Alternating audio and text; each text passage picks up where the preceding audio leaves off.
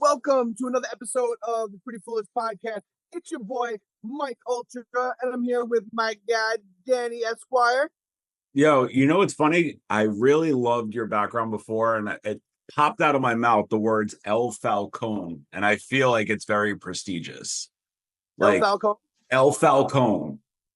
I Like, love, you ever watch Eastbound and Down? you know what's funny? They have the greatest fucking GIFs of all time. Like Kenny Bro, Powers is a fucking legend in his time. La Flama Blanca. Bro, I just like I would love to be introduced in a serious setting as, oh, that's El Falcone. Like, oh, okay. Oh yeah, that's it, kid. I'm sure he is. All right, ready? Let's redo this. Welcome to the Pretty Foolish Podcast. It's your boy, Mike Ultra, and I'm here with my guy, El Falcone. There you go. Perfect. So I heard you went to Canada, man. How was that?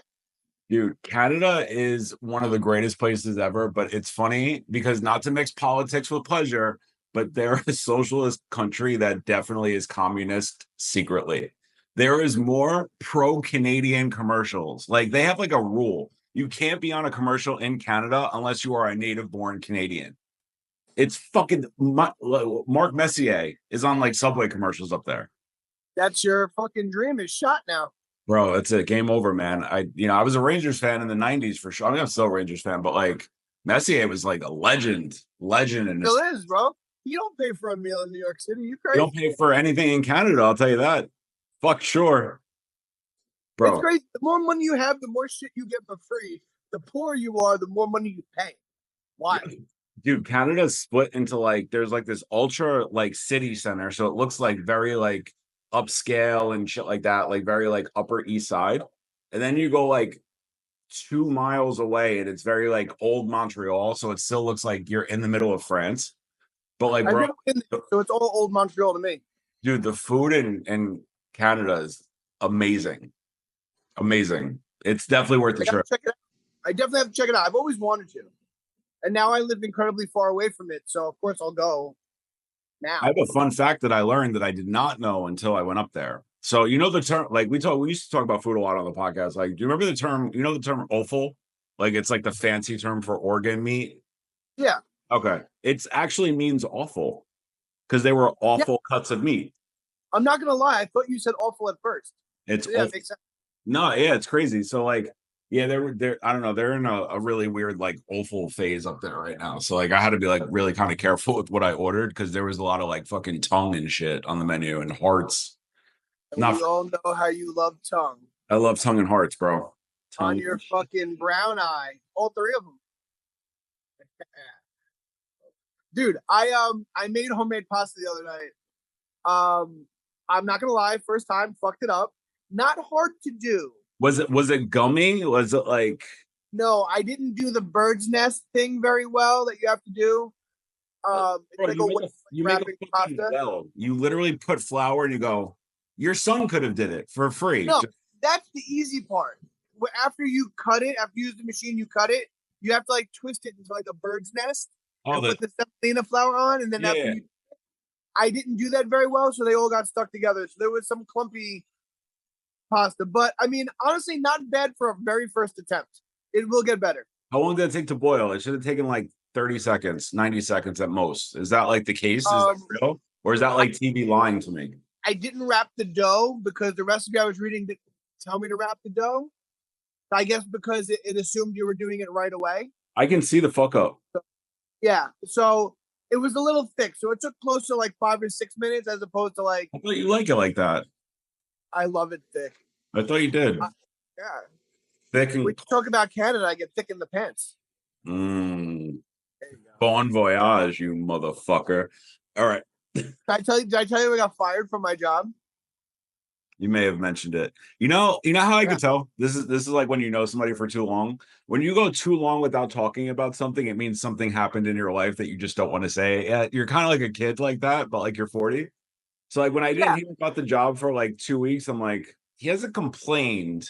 The only reason he hasn't complained is because it doesn't exist. Right. And I looked at Rebecca Canada, fired. and I was like, I don't think Mike's working anymore. I swear to God, it's just how I know you. Dude, long story short, I got fired. And then, of course, the first thought I had. Was Was it on your day off? Because that Fuck no. It's on a day I was supposed to be there. So like when you get fired from a job or you quit, there's that like initial like feeling of like euphoria. Like I now have like the rest of the day off and the foreseeable future. So of course I did what most normal people will do, and I was like, what would Tupac do in this situation? And I went and got a nose ring. Yeah. However, that lasted about 2 weeks because, as you can see, the nose ring is gone. Got caught on a towel when I got out of the shower. Couldn't get it back in, and decided maybe that was the universe telling me I was a fucking schmo. So I got to be honest, man. You peaked in this 2 week period, oh my god, you have no idea, bro. yeah, First I'm off, from never. employed, no nose ring, to unemployed, nose ring, then ripping it out, getting out of the shower, and laying on my bed while my wife tried to like get it back in, bleeding all over the place. I got to be honest. Never. I mean, never once have I said, "Huh, what would Tupac do?" I got to be honest, bro. Well, I got to be honest with you. That's part of your fucking problem. I haven't listened to the insights of Tupac. Yeah, I'd say that's part of your problem as a human. So work on that. I'll have better ambitions as a rodder going forward. You see, there you go. Now you're in the spirit. All right, bro. All right. So I was listening to the radio the other day, and one of my favorite songs from the '90s came on. "Rush Rush" by Paula Abdul. You know that song? Are you familiar? Bro, everybody knows Paula Abdul. Of course, I'm familiar. So I'd say it's probably her best song, which I know is like trying to rank like, you know, I don't even know, it's trying to rank like illnesses you've had. Like, her music isn't very complex, but I was listening to it, and it's from 1991, so we were like 5 or 6 back then. And dude, the fucking lyrics to songs that we used to listen to back then, like at one part in the song, she's like, "I want to feel you. I want to feel you so deep in me." And it's like we were like 6, like singing along to this shit. Like, do you ever think about that? Like some of the lyrics to songs, like nowadays, they just outright say shit. They're like, "I'll fuck in the pussy. Oh, come on." Like back then, they used to like kind of nuance it, but it made it more dirty somehow. Maybe that's some Southern rap because Riff Raff is a legend in your state. But I always felt like My Sharona because I always get it up for the touch of the younger kind. Yeah. They sang that on fucking Full House. Dude, one thing about old music is that they used to like to refer to girls as little girl a lot. Do you know, I was not today years old, but I was about a year old. Yesteryears old? Yesteryear old when I figured out Like a Prayer is about giving a blowjob. Really? Yes. I went by the video. I'm down on my knees. I want to take you there. In the midnight hour, I could feel your power. Bro, it's about giving head. I miss when music was like nuanced. Because if you watch the video, bro, it's like so nuanced. It took us 20 Christ, and then he's getting like he's a statue, and then he's not. It was very like I didn't get blowjob from the video. I gotta be honest with you. I mean, I don't think they could outright fucking show that, but like, you want to talk about subtleties and fucking nuance, like that's it. Yeah, and I mean, how good of a blowjob do you think Madonna gave in her heyday? A+. I mean, ask Dennis Rodman and Vanilla Ice. Literal choke artist. They're Eskimo brothers. You ever seen her book from back then? The sex book? I've heard about it. He's naked and he's in it. Who? Vanilla Ice or Dennis Rodman? No, Vanilla Ice. Good for him. Good for everybody involved in that thing. There's no words. It's just naked people. I remember going to like a Barnes and Noble as like a kid, like looking for it because like, remember that's how you used to find porn when you were a kid? You used to go to like Barnes and Noble, look at the sexuality section. It was like, ooh, boobs. Ooh, Kama Sutra. What's that? I think we're going to play a game. I have a couple of games for us today. I've been on it this fucking week, man. Be ready to be entertained. You've been jobless and nose ringless. So, and also beardless too, apparently. You're still rocking the beard free. Yeah, I think I'm going to do this for a while, dude. I got to like go on job interviews and shit. And I really just can't look like jobless. I got to look like I'm transitioning because I'm unhappy at my current position and not so much like just desperate. And I feel like when you shave, that takes effort. You should You know grow what I your mean? hair back out if you're gonna stay Oh, I beardless. am. How's it looking? Yeah. I got low drop fade, bro. Yeah, you gotta keep the hair long if you're gonna go beardless. I feel like you need Yeah. balance because I'm too, I'm mid fade, but I'm beard. So like I'm too cheeky to have like real short hair without a beard because like my face is like an almond. you have jowls. Jowl. Yeah, just like that. Don't do that. That's weird. That's weird. I wish. Oh my god, too much. Um, yeah, What, are you trying to pass out? I would love to pet, dude. Just Remember when fucking you were collapse. younger? I'm just, That was like a rush. Let's pass out. bro. Do you remember our fucking shotgun, fucking elevator shotties? We used to like mix fucking taking shotties with the pass out fucking behaviors.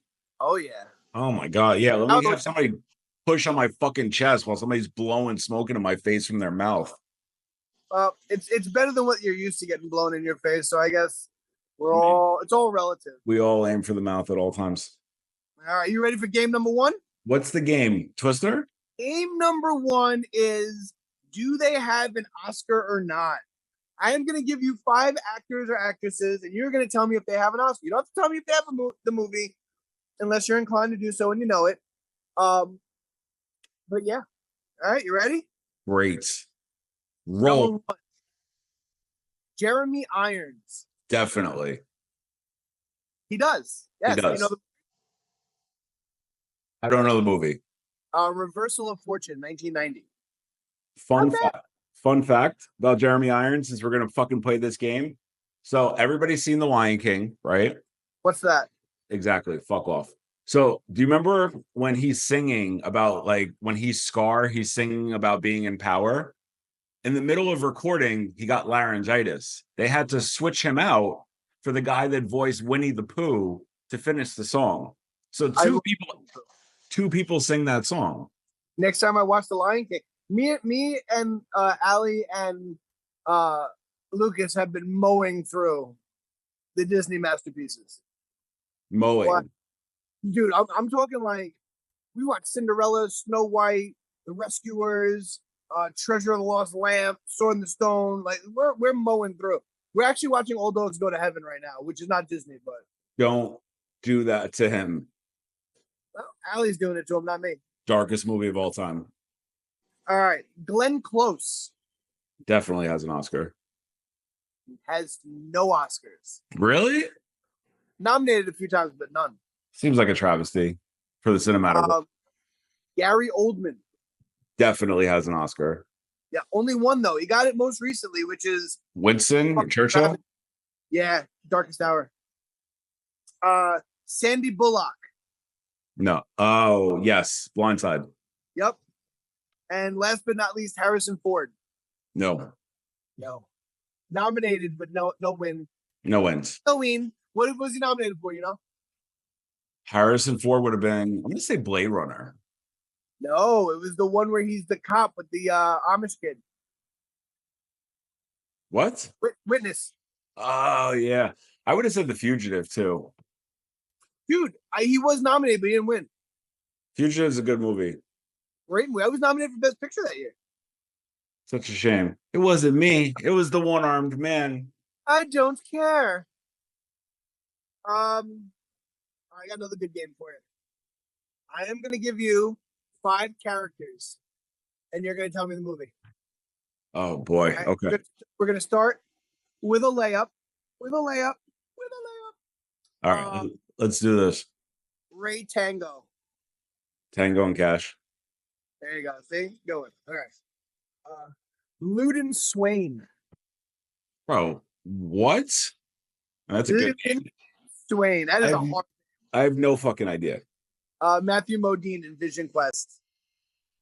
Let's see. Jack Burton. Jack Burton.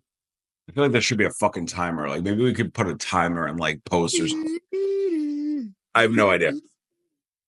Kurt Russell in Big Trouble in Little China.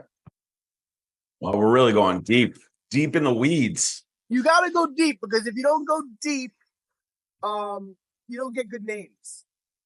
Let's see. We got Mason Storm. Bro, Hard to Kill. One of the hardest names ever. That is a good name. That is a good name. Steven Seagal's prime.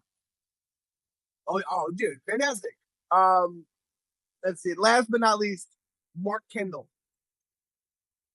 No. Jim Carrey, Once Bitten. Fucking should have known. It's the fucking Easter egg. I gotta work it in once an episode. It's this the fucking. Is renamed the Once Bitten podcast. Oh my god! It's like a fucking Easter egg every fucking time. Every fucking time. Every time. Let it go. All right. So we've talked about this before, but it's something we've been working on. I came up with a list of movies, 100 movies I think that everyone should see before they die. This is not in any way a list of like greatest movies ever made or anything like that. These are just movies that I think that people, like the average person, would see and enjoy. I'm ranking them. This is not in any order. So feel free to chime in. All right. We got 99 to 175. All right. Number 100, Sword in the Stone. That Merlin battle at the end is still gets me goosebumps. Bro, it's so good. Because that bitch cheats. Fucking witch. Madam Mim. Yo, the way he gets her by being a germ is fucking goat status, though. Yeah, he gives her the pox. All right, so that's the first one. So where do you feel like that's a good ranking? Because it's a kids movie and everything? Yeah, I think that's fair. I think that's adequate. All right. So number 99 is going to be back to Mr. Luden Swain with Vision Quest. I'm going to leave that one alone because I don't remember that movie enough to rank. Okay. Number 98, Bringing Out the Dead, the forgotten Scorsese movie with Nicolas Cage about the ambulance driver. I don't know that. Oh, I mean, it makes sense. It's the forgotten Scorsese film. You should watch it. It's good. He like sees dead people and shit. That's fun. I like that. Number 97, Angel Heart with Mickey Rourke and Robert De Niro.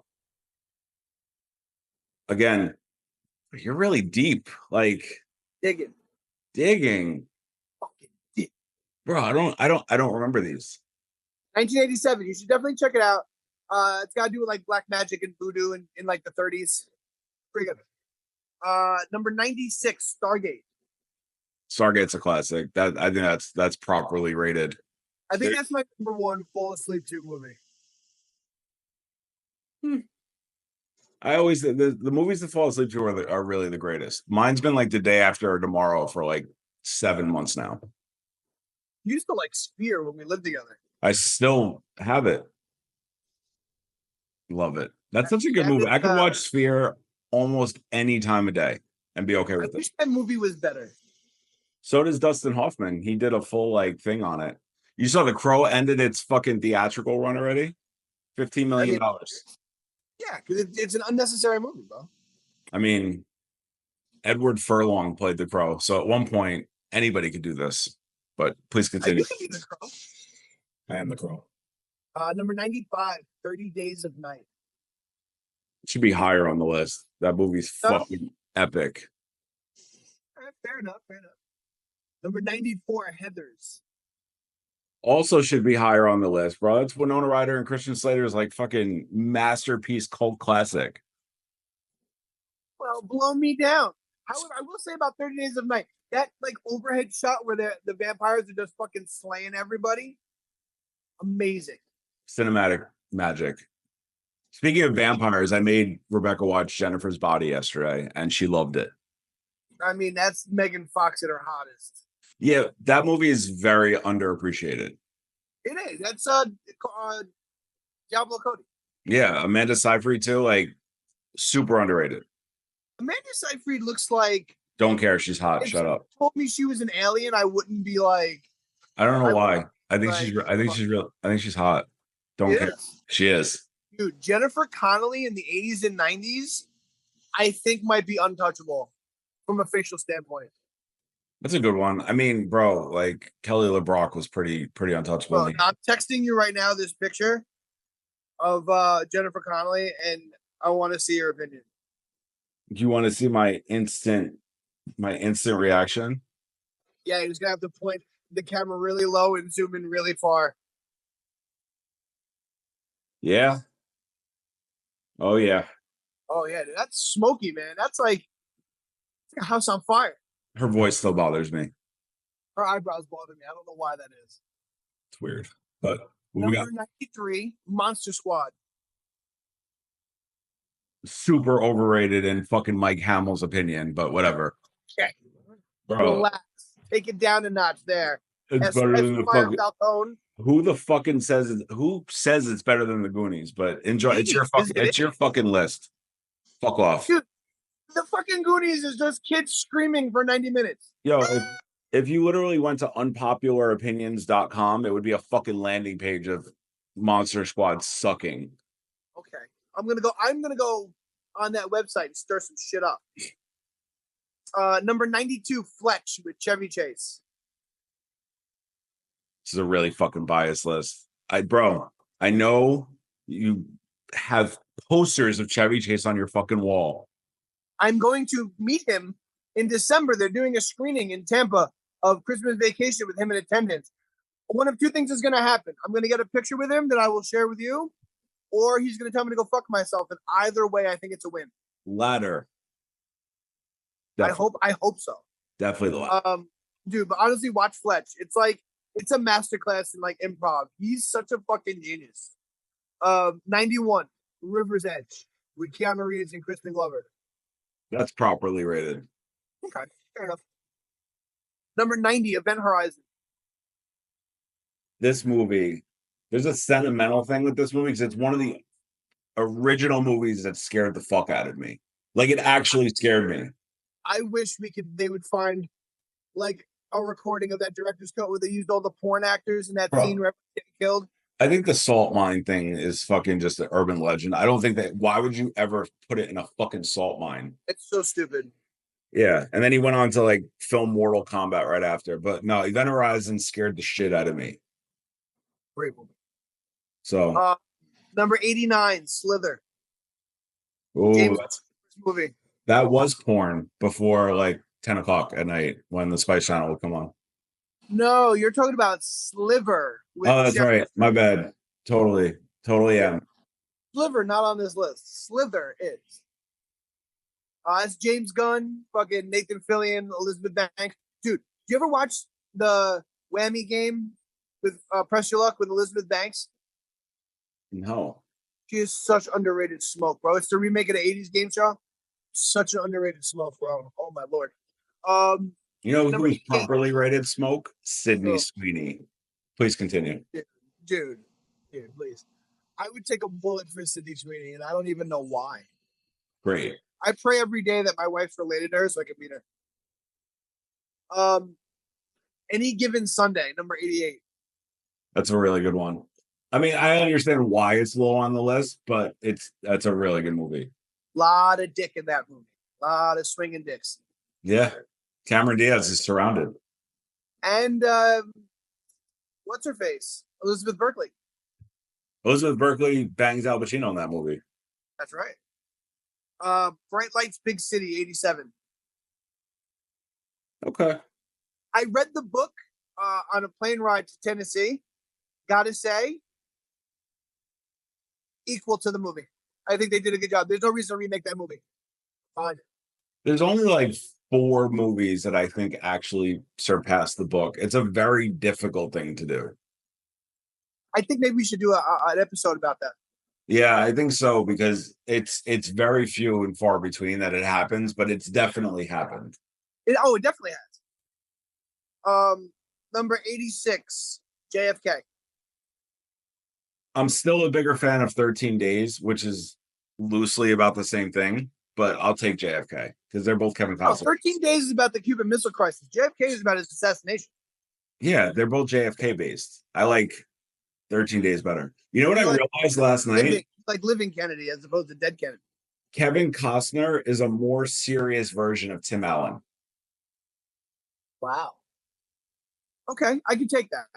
I see that. You see it, right? I'm getting surrounded by lizards right now. They're eyeballing me. I know. It looks like fucking you look like the end of Ghost right now. There's fucking rays of sunshine just pouring on your forehead. Yeah, I know. Maybe they ate me and I don't know I'm dead. That could be. Um, Number 85, Hoodlum. That's a good one. Lawrence Fishburne was a monster in that movie. Bumpy Johnson. Fucking Tim Roth is a savage in that movie. And they mention Yonkers too. It's a good one. 84, Rules of Attraction, based on a book by Bret Easton Ellis. Okay. Properly rated. Read the book, honestly. I know you read Less Than Zero, and I think you read American Psycho. You'd like Rules of Attraction. Good one. Number 83, Cloud Atlas. I know you love that movie. I mean, I get it. The translation to film is fucking difficult. Yeah. I mean, it's Tom Hanks. I mean, he's going to be on this list at least several times. Halle Berry. Yeah. Hugh Grant in that movie. And that's weird to say. Hugh Grant as a beast. Halle Berry stopped aging. She did. No, her, Jennifer Lopez, Salma Hayek.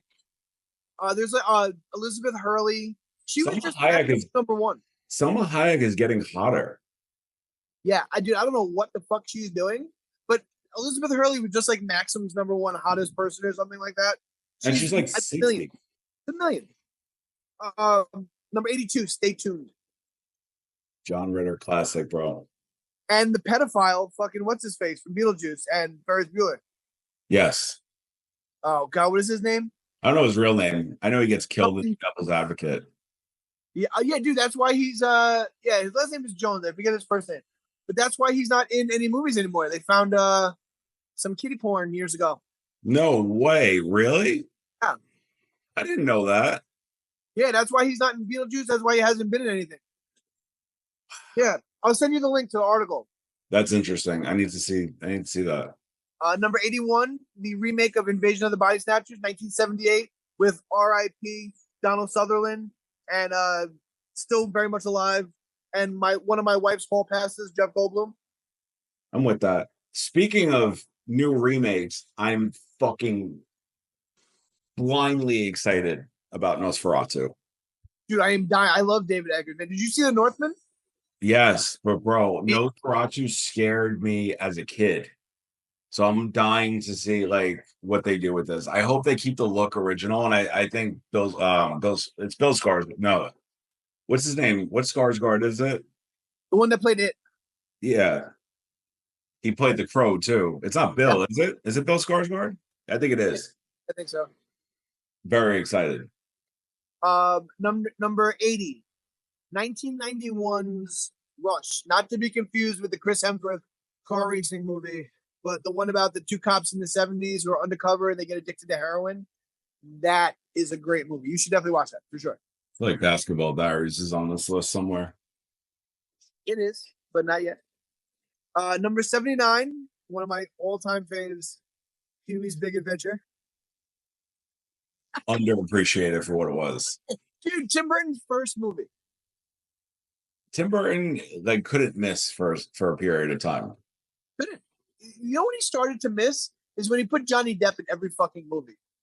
Yeah, that was a mistake. That was a mistake. Because I think he was one of the first people that cleared $1 billion with Alice in Wonderland, but I think they could have did a better job with Willy Wonka. Dude, they made Willy Wonka like a weirdo. They should have made him more gothic than there was a rumor years ago that Manson was gonna play him, and that would have been cool as opposed to like a giggling Michael Jackson like knockoff. Number 78, one of the best vampire movies ever made. The bar scene alone is worth the price of admission. Directed by Catherine Bigelow, who was married to James Cameron at the time. It stars 1/3 of Aliens. Near Dark.